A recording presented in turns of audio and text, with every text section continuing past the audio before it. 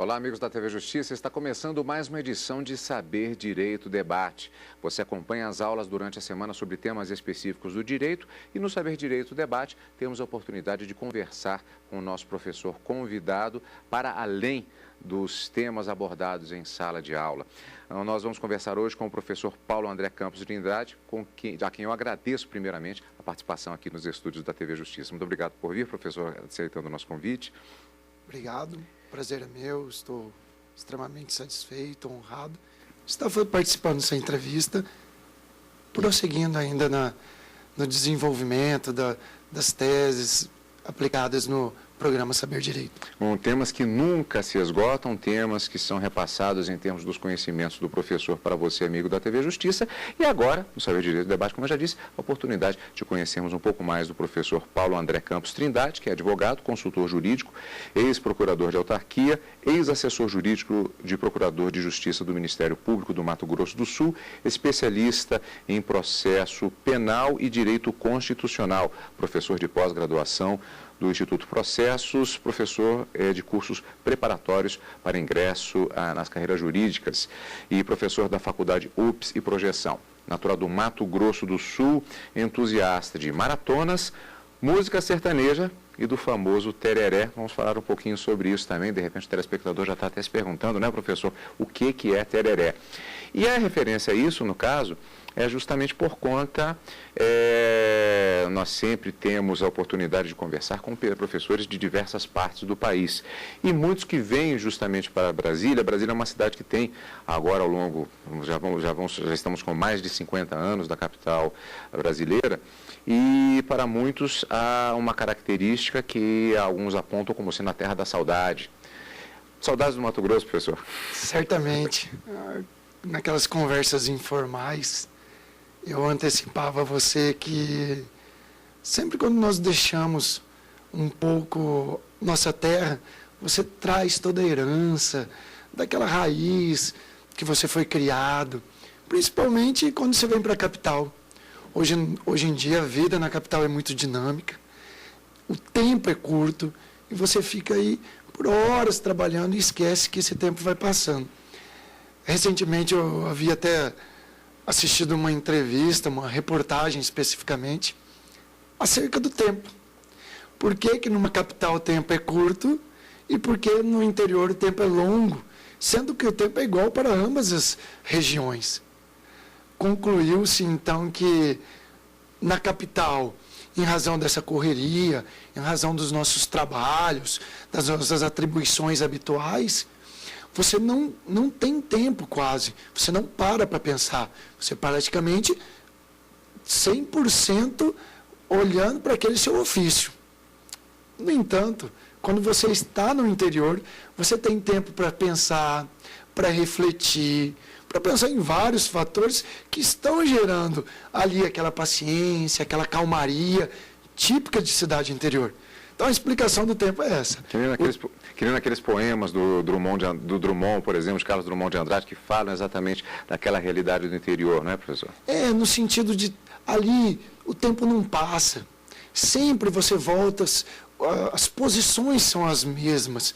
Não estamos dizendo que não há desenvolvimento, mas é um tempo diferente, são tempos diferentes, são tempos, entre aspas, em que nós não temos responsabilidades, formalidades. Nós vamos ao interior, certamente de gravata não seria, até pelo clima que se apresenta nessas cidades. Mas aquele dia que permite você sentar na calçada, tomar um tereré, que é bebida típica do Mato Grosso do Sul, na verdade, corrigindo, ela é bebida típica do Paraguai. Mas em razão da divisa Mato Grosso do Sul e Paraguai, nós herdamos, aliado, conciliado com um clima que é extremamente de calor, alta temperatura. Então, a saudade que nós ficaremos aqui o dia inteiro, lembrando de adolescência, daquele tempo que se prolongava nas férias, ou até mesmo no período de colegial, onde você tinha o seu vizinho como colegial, como colega de colégio, pegava a bicicleta e ia. Onde em Brasília, especificamente nos grandes centros, você imagina entregar uma bicicleta para o seu filho e falar, vá para o colégio, sem problema nenhum. Então, essa vida do interior, sem dúvida nenhuma, nós sentimos saudades. Você acaba ficando até saudosista, né? Nossa, por que eu não fiquei, não desenvolvi tudo isso? Mas o Grande Centro tem um lado bom. Ele é competitivo, mas ele premia aquele que se empenha na sua competição, na sua seletividade. O professor morou, na verdade, inclusive fez direito em São Paulo. Pode-se notar a diferença entre... São 3 realidades diferentes, considerando o Mato Grosso, de repente nesse ritmo de tereré, vamos chamar assim, o ritmo específico de Brasília, capital da República, e São Paulo, por exemplo. O professor percebe uma diferença de ritmos? Minha vida tem essa trajetória engraçada. Talvez nós possamos concluir por que ele não criou um domicílio fixo a vida inteira e permaneceu lá. De fato, em razão da idade, no tempo, nós não tínhamos no interior de Mato Grosso do Sul ainda uma estrutura específica de ensino. Isso fazia com que as pessoas fossem para uma capital para estudar. E mesmo na capital, você ainda não tinha as oportunidades que eram necessárias, que hoje são, por exemplo. Hoje você tem em Brasília, salvo o melhor juízo, aproximadamente 68 faculdades, 70 faculdades, universidades. Então, isso permite que o estudo alcance camadas menos favorecidas, o que não ocorria naquele período. Então, a migração era quase automática do sul mato-grossense para São Paulo, que também faz divisa. Bem, um primo que já morava na cidade de Mogi das Cruzes, lá eu acabei fazendo a minha faculdade, que é a Universidade Brás Cubas. O professor veio de Aquidauana, no Mato Grosso. Eu saí de Aquidauana, Campo Grande, Mogi das Cruzes. O tereré prosseguiu comigo na mala desde o início. Até interessante. Antes nós levávamos a sacola de tereré. A tecnologia hoje permite. Hoje, por exemplo, eu compro aqui para quem na feira no Guará, onde tem produtos in natura. Uma feira tradicional aqui da cidade que tem essas coisas. Ou eu utilizo-me da tecnologia. Ligo para minha mãe, que ainda é viva, e ela manda por Sedex. Que aí pelo menos eu tenho o tereré ainda no sentido natural, é que a gente pega ele um pouco industrializado. Mas eu vou voltar um pouquinho, professor, porque, aliás, acho que aqui em Brasília, sendo centro-oeste, as pessoas sabem mais ou menos do que se trata. O pessoal em São Paulo sabia quando falava em tereré? Será que o pessoal sabe? Engraçado. O tereré é, de fato, consumido muito em Mato Grosso do Sul. Se você for na região que faz fronteira São Paulo com Mato Grosso do Sul, a proximidade é maior. Agora, quando você já avança para a região metropolitana da Grande São Paulo, as pessoas se assustavam com o simples ato de pegar uma bomba e tomar um tereré. Muitas vezes era tão impressionante que nós tomávamos tereré na frente da casa, era habitual as pessoas pararem para perguntar o que era aquilo. Mas, justamente, de repente, alguém já está até perguntando agora assim, mas o que é o tereré? Vamos para a pergunta básica. Agora vamos especificar a cultura. O tereré, ele se assemelha ao chimarrão, mas se diferencia no processo de preparação da sua erva e bem na forma do consumo dele. Enquanto no chimarrão nós temos uma água quente, uma erva extremamente fina, no tereré nós temos uma erva mais grossa, o processo de trituração é diferente e tomamos ele de forma gelada. Por uma razão, em Mato Grosso do Sul a temperatura é muito alta. Talvez as pessoas que estejam em casa não sentem a temperatura do Mato Grosso ou Mato Grosso do Sul. Aqui eu faço um parênteses. Você lembrou de música. É só você recordar a música do Skank, como se fosse fazer frio em Cuiabá. Realmente. Daí, e lá é quente, é verdade. Extremamente. E esse calor se estende na região Mato Grosso e Mato Grosso do Sul. Daí a necessidade de se ingerir água, líquido. E aí nasceu-se das comissões que iam para o Pantanal, da necessidade da enchente de se transportar o gado para uma região mais alta, E aí o tereré de lá acabou expandindo para o país inteiro. Então, basicamente, a diferença.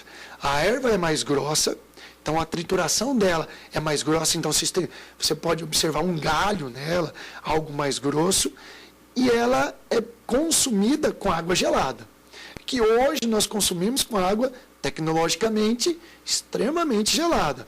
Mas se você for no Pantanal, região de Pantanal, especificamente, a água é daquele açude, no momento que eles param a comitiva e começam a consumir a água. E ali é o verdadeiro tereré, da região mesmo.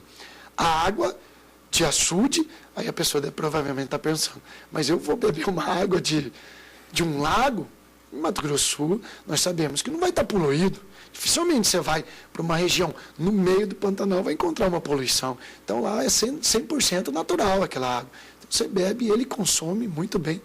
Embora, provavelmente, se um médico nos esteja assistindo, vai ficar, não, mas tem vários fatores aí. Mas o corpo do sujeito se adaptou à região pantaneira. Mas, quer dizer, assim como diversas bebidas, no caso, especificamente sobre isso, como o próprio chimarrão, há uma questão cultural ligada àquilo, o que faz, inclusive, reforça mais esse ponto que nós falamos sobre saudades da terrinha.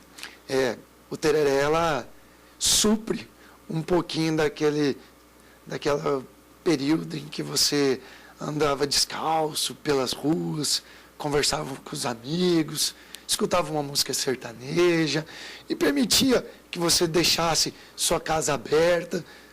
Provavelmente quem é de interior perceberá. Quem nunca esqueceu a bicicleta na frente da casa e dormiu tranquilamente? No outro dia voltava, pegava a bicicleta. Que estava lá. Imagine fazermos isso em grandes centros. Em 1 minuto não haveria isso. Então essa saudade descompromissada de você poder usar objetos que não sejam de valores, porque capital traz isso para você. A ideia de status, do objeto, da forma com que eu estou, e o interior não tem essa ligação. A ligação é mais cultural.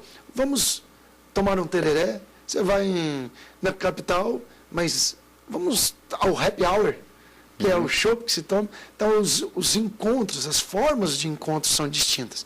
Então, essa saudade, sem dúvida nenhuma, eu carrego e transmito ainda para o meu filho.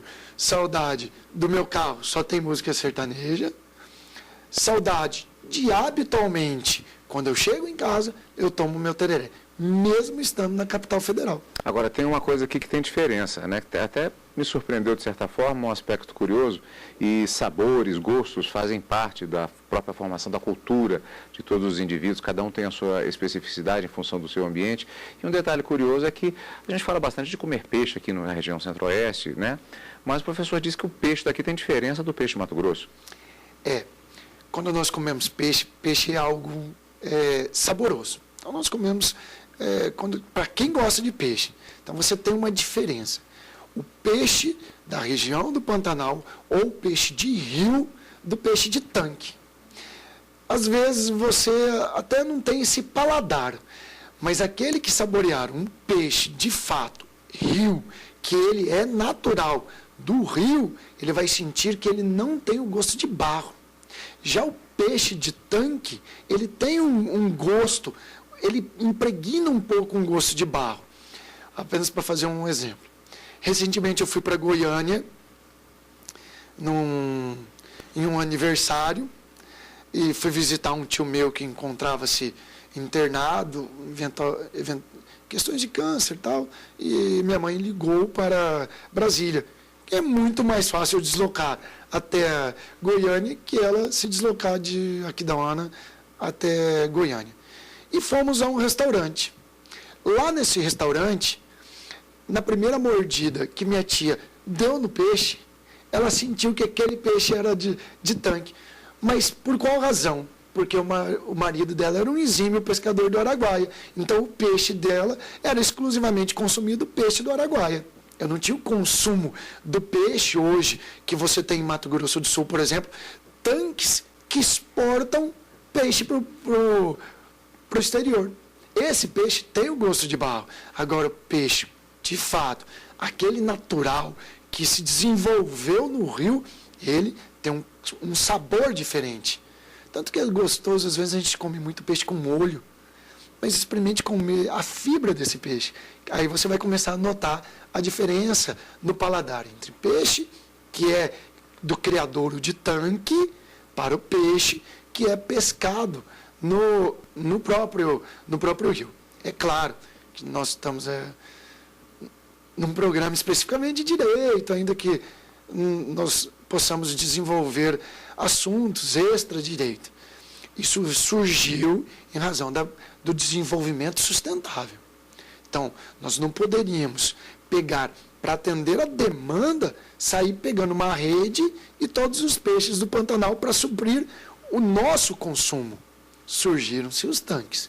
Então, o desenvolvimento sustentável, o desenvolvimento ambientalmente sustentável, partiu dessa premissa da necessidade que esses peixes fossem criados em tanque. O professor já adiantou um aspecto que eu perguntaria, que é o fato de que, com essas raízes, esse amor pela terra, que caracterizam bastante, pelo que conversamos inclusive, houve a saída justamente para a formação especificamente em direito. Mas houve uma influência paterna também, e materna. O professor é filho de advogados. Nós conduzimos a vida sempre perguntando por que eu fiz aquilo, qual a razão daquilo. E tem novamente, da música. Uma música sertaneja até que toca do Vitor e Léo, que foi até tema da novela, que se falava o momento de se declarar o amor, a paixão pela pessoa. E aí, bem no refrão, ele falava assim, ele comenta, que é o momento de dizer que eu te amo, sem ser. Por quê? Sem para quê? Simplesmente por ser necessário assim. Então, quando eu dei a ideia de onde surgiu a origem, ela foi sucessória em razão do meu pai ser a vida inteira ter sido criminalista. Meu pai, na região, eu até desconhecia isso, acabei conhecendo esse desenvolvimento dele profissional já no momento que ele estava próximo à aposentadoria, porque normalmente nós não nos questionamos, ô pai, ô mãe, não envolvemos aquele assunto específico. Tem a criança aí, e cada um vai seguindo sua profissão. E minha mãe é concursada. Hoje ela é aposentada da Receita Federal. Então, originariamente, provavelmente, se pensarmos assim, tendencialmente, eu tive um sentido materno. Mas, sabendo que teria esse questionamento, eu pensei, refleti, eu achei que o direito ele nasceu por influências sucessórias, mas o amor e a paixão só nasceram com o desenvolvimento profissional. Então, eu na verdade, conheci o direito, mas apaixonei e fui me desenvolvendo com ele conforme eu ia conhecendo a função, as pessoas que eram atingidas por esse direito. Então, seria muito mentira leviana da minha parte, eu sempre fui apaixonado por direito. E comumente, as pessoas ingressam na faculdade, e hoje eu faço esse alerta. Antes de ingressar na faculdade, imaginem que isso daqui será para a vida inteira, embora nós temos várias interrupções. Na docência eu percebo isso. 2 anos de faculdade não é isso que eu queria, 3 anos de faculdade não era isso que eu queria. Mas pense no sentido vocacional. Eu não pensei, dei sorte por me apaixonar pela matéria e a finalidade que ela se desenvolveu. E se desenvolveu exclusivamente com a Constituição de 88. Nós sabemos que nossa matéria de direito, ela tem pilares, estruturas que foram criadas pela Constituição de 88. Então, diante desse pilar, eu sou confessadamente apaixonado pelo direito, num sentido amplo, e aí eu desenvolvo até hoje, e a docência é a forma sublime de eu expressar essa minha paixão. Nós temos paixão por mulher, ser casado, eu sou casado. Nós declaramos no dia a dia. Mas como eu declaro o amor pela minha profissão? Eu preciso de um contato imediato. Então, os meus alunos, dentro da docência, foi a forma mais imediata de eu externar a paixão que eu tenho. Nós temos assim, eu sei e não conto para ninguém. Não, isso é um egoísmo. Eu sei e compartilhe com quem esteja interessado em conhecer. Aí o professor já falou a respeito de um outro tema que é muito comum aqui no Saber Direito também, a respeito do ponto específico dentro desse trabalho no direito, que é especificamente o magistério, né? Que também é outra atividade que gera ódios e paixões, acho que talvez com a mesma intensidade. A paixão vem da autoestima, do sentido de você analisar especificamente que está correspondendo à expectativa daquela pessoa. Então, às vezes, você entra em sala de aula, você está percebendo que aquele aluno que está sentado, você nutre uma esperança. Por isso que eu sou extremamente rigoroso no meu comportamento pessoal em sociedade. Porque eu verifico que o professor, além do conhecimento, ele passa uma postura profissional para quem está aprendendo. Eu sempre fui rigoroso nesse aspecto. A postura que eu adoto dentro de sala de aula e em sociedade. Porque imaginemos um aluno ter no noticiário que o professor foi surpreendido em uma barreira policial com um teor alcoólico acima de 0,6. Talvez poderia ser até normal se nós conjugarmos no sentido social, que em Brasília, principalmente, a repressão contra isso é muito grande.